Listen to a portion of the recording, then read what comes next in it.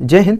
आज हम जानेंगे अपने सांख्यिकी के और आगे के बारे में। इससे पिछले की वीडियो में हमने आपको बताया था कि सांख्यिकी के अंतर्गत हमारा जो माध्य होता है उसे हम किस प्रकार से प्राप्त कर सकते हैं, और उसमें बताया था कि माध्य निकालने की हमारे पास में 3 विधियां होती हैं। एक विधि से हमने आपको बता दिया था, बाकी की 2 विधियों का वर्णन हम आज इस वीडियो में करेंगे एक क्वेश्चन के माध्यम से। तो आप देख सकते हैं हमारे पीछे आज हम बात करेंगे अपने माध्य निकालने की और 2 विधियों की, जिसका नाम है कल्पित विधि और अगली विधि होगी हमारी विचलन विधि। अच्छा, कल्पित विधि क्या होती है? तो इसमें क्या होता है, हमें इससे पिछली की वीडियो में हमने आपको बताया था कि XI किसे कहते हैं, FI किसे कहते हैं, इन सब चीजों के हमने बारे में बताया था। तो आज हम आगे जानते हैं। आज हम बात करेंगे कल्पित विधि और विचलन विधि की। इससे पहले हमने आपको बताया था प्रत्यक्ष विधि। कल्पित विधि को हम अप्रत्यक्ष विधि भी बोलते हैं। इसके द्वारा हम अपना माध्य ज्ञात कर सकते हैं। अब देखिए, आप चाहे भले किसी भी विधि से माध्य ज्ञात करें, आपका जो उत्तर है वो समान आना चाहिए हर एक विधि से। तो इसका फार्मूला होता है, वो होता है A plus sigma FI DI बटे में सिग्मा FI। अभी आपको कुछ भी समझ में नहीं आ रहा होगा, लेकिन अभी हम आपको समझाएंगे। ये जो FI है ये क्या है, DI है ये क्या है, और ये जो A है ये क्या है। तो देखिए, सबसे पहले ये जो A है, A हम कोई एक ऐसे पद की कल्पना कर लेते हैं। कौन से वाले पद की? जो हमारे पास ये वर्ग चिन्ह है दिया हुआ। हमने इससे पिछले की वीडियो में आपको बताया था, अगर आपने अभी तक वो नहीं देखा हो तो पहले आप उसे देख लीजिए।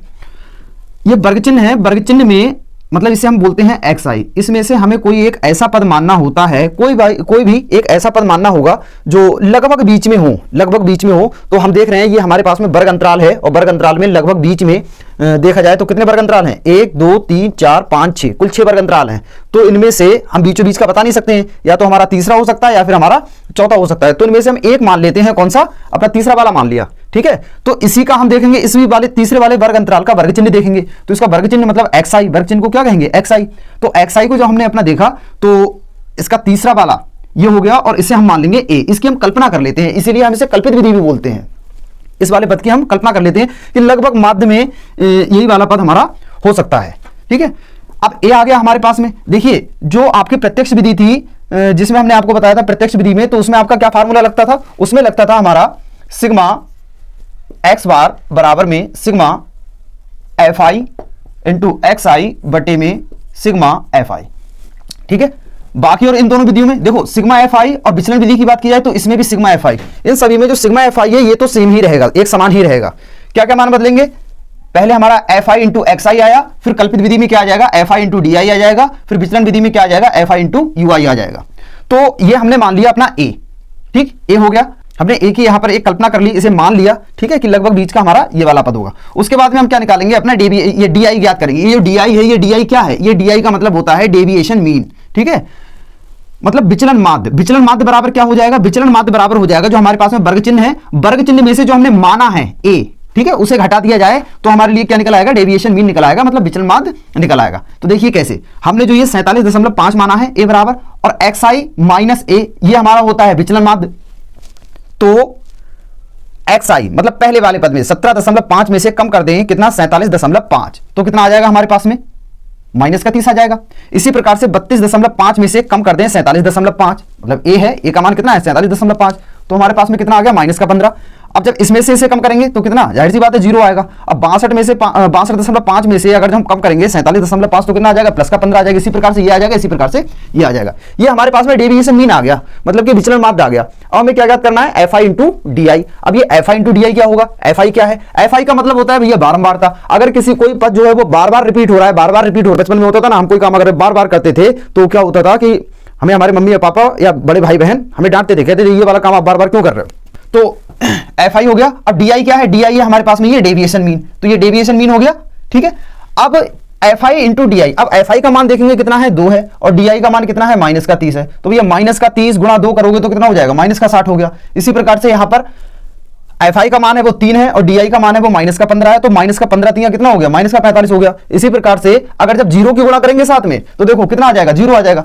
अब 0 की तो गुणा चाहे किसी भी पद में कर दो, वो कितना हो जाएगा? वो 0 ही हो जाता है, ठीक है। अब ऐसे 6 की और 15 की गुणा करेंगे तो ये हमारा कितना आ गया? 90 आ गया। इसी प्रकार से हम इसे लिख लेंगे सभी FI इंटू DI के मान को।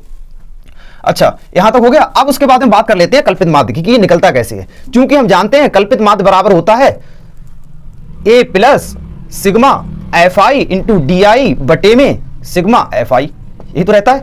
अब A का मान हमारे पास में है, A हमने क्या माना था? जो हमने माना है 47.5, तो ये हो गया 47.5 plus sigma f i into d आई। अब देखो सिग्मा का मतलब क्या होता है, जितने भी जो हमारे पास में पद हैं दिए हुए इन सभी का योग। अब देखो एफ आई वाले जितने भी पद हैं अगर हम इन सभी को जोड़ देंगे तो हो जाएगा सिग्मा एफ आई, ठीक है। उसके बाद जो ये वर्ग चिन्ह वाले जितने भी पद हैं मतलब एक्स आई, तो इसे कर देंगे तो सिग्मा एक्स आई। इसी प्रकार से सिग्मा एफ आई, ये x I into F I है, अगर इन सभी को अगर हम जोड़ देंगे तो इसके पहले क्या लगाना पड़ जाएगा, सिग्मा लगाना पड़ जाएगा, x I into F I. तो इसका मतलब क्या हो जाएगा भैया, जो x I into F I वाले फैमिली के जो भी पद हैं हमारे पास में इन सभी को क्या कर दिया गया है, जोड़ दिया गया है, ये आ गया। इसी प्रकार से f i into d i करेंगे तो sigma f i into d i family, sorry sigma ये f i into d i में अगर हम सिग्मा लगा देंगे तो इसका मतलब ये हो जाएगा कि इस फैमिली के जो भी सदस्य हैं इन सभी का क्या हो गया है, योग हो गया है।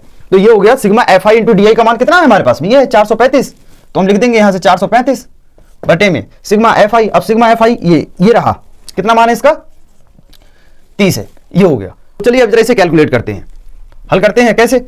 अब देखो यहां पर ऊपर है 435, नीचे है 15, सॉरी नीचे है 30, ऊपर है 435 नीचे है 30। अब हम इसे काटते हैं। अब जब काटने का भी एक नियम होता है, विभाजित करने का नियम होता है, वो क्या होता है, जिस संख्या से हम अंश को काटेंगे उसी संख्या से हमें हर को काटना पड़ेगा, मतलब जिससे फ्रैक्शन को काटेंगे उसी से डिनोमिनेटर को। अब देखो इसे हम काटते हैं, 15 दूनी कितना हो गया 30, और यहां से 15 दूनी 30, यहां से कितना बचा 43 में से 30 गया तो कितना बचेगा हमारे पास में 13, यहां से 13 और ये 5, ये क्योंकि 13 में तो 15 से भैया भाग जा नहीं सकता है तो कितना ले लेंगे 5 ले लेंगे, ठीक है। तो कितना हो गया 135, और 15 में कितना होता है 135, तो ये कितना हो गया, ये हो गया 29/2। इसे हम लिख लेते हैं यहां से 47.5 प्लस 29 बटे में कितना हो गया 2। अब हम जब इसे काटेंगे तो कितना आ जाएगा हमारे पास में, 2 एकम 2 और 2 चौके 8, कितना हो रह गया 1, पॉइंट लगाया 0 बढ़ गया, 2 पंजे 10 हो गया। अब कितना हो गया हमारे पास में, ये हो गया 47.5 प्लस 14.5।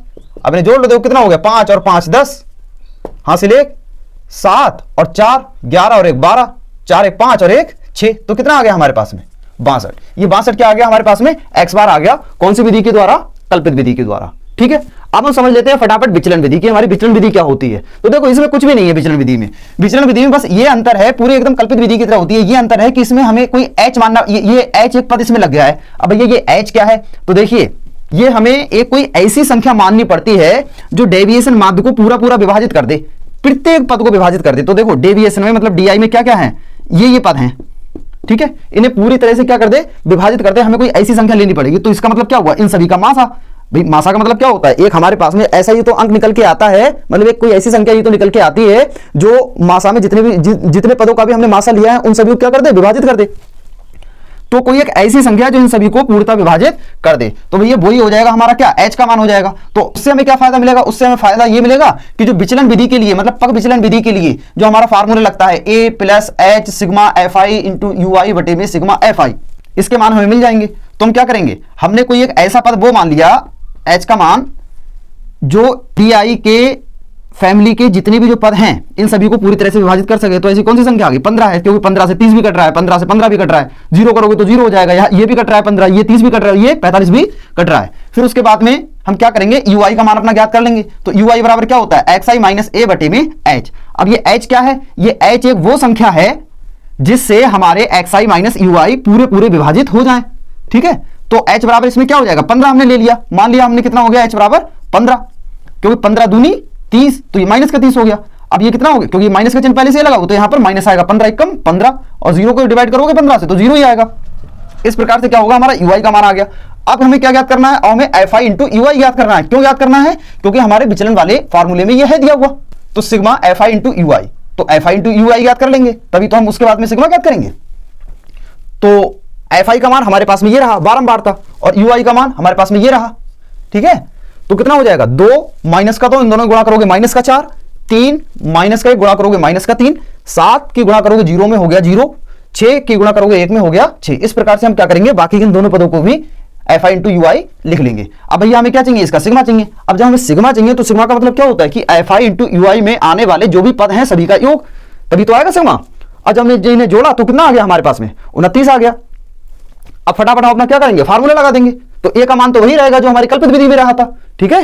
अब से आगे बढ़ते हैं, तो चलिए फटाफट इसे सॉल्व कर लेते हैं। तो विचलन विधि का हमारा फार्मूला क्या होता है, अब देखिए कल्पित विधि में क्या रहता है हमारा, a plus sigma f i into d आई बटे में एफ आई। अब इसमें क्या हो जाएगा, बस इसमें डी आई की जगह कौन आ जाएगा, यू आई, और इसकी गुणा किस चीज से हो जाएगी, एच से। जहां जो एच है वो क्या है, वो है तो विचलन माध्य के फैमिली के जो भी पद हैं हमारे पास में उन सभी को पूर्णतः विभाजित करने के लिए एक संख्या थी एच, ठीक है। और यू आई क्या था, यू आई था ये यहां से ये आया था निकल के, ठीक है। उसके बाद में एफ आई को तो हम लोग जानते ही हैं, बारंबारता थी। हल करते हैं तो ए बराबर कितना है हमारे पास में, वही रहेगा 47.5 जो कल्पित विधि में रहा था, प्लस और एच का मान कितना हो जाएगा, एच का मान हो जाएगा 15, क्योंकि 15 ही तो एक ऐसी संख्या है जो इन्हें पूर्णतः विभाजित करती है। Sigma f i into u i, देखो इसका मान अभी हमने निकाला है, कितना हो गया 29 हो गया बटे में, और सिग्मा एफ आई का मान कितना आ गया 30 आ गया, 15 दूनी 30 हो गया ये।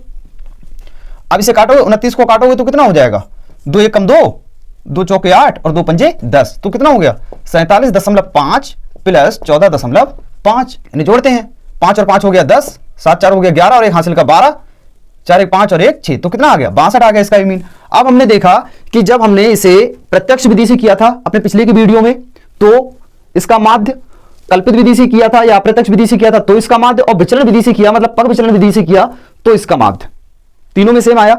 ठीक है, अब आपकी इच्छा है, आपको जिस विधि से ज्यादा सुइटेबल लगे आप उस विधि से अपना ये माध्य निकालना सीख सकते हैं। तो विधि हमने आपको बता दी है, समझ में नहीं आया हो तो वीडियो दोबारा से देखिएगा, इससे पिछले का भी वीडियो देखिएगा जिसमें कि हमने आपको सांख्यिकी के बारे में बताया है और उसके माध्य के बारे में बताया है। इसके बाद हम लोग बात करेंगे अपने माध्य का यानी कि मीडियन के बारे में, फिर हम जानेंगे बहुलक के बारे में। तो आज की वीडियो में बस इतना ही, मिलते हैं अपने नेक्स्ट वीडियो में। जय हिंद।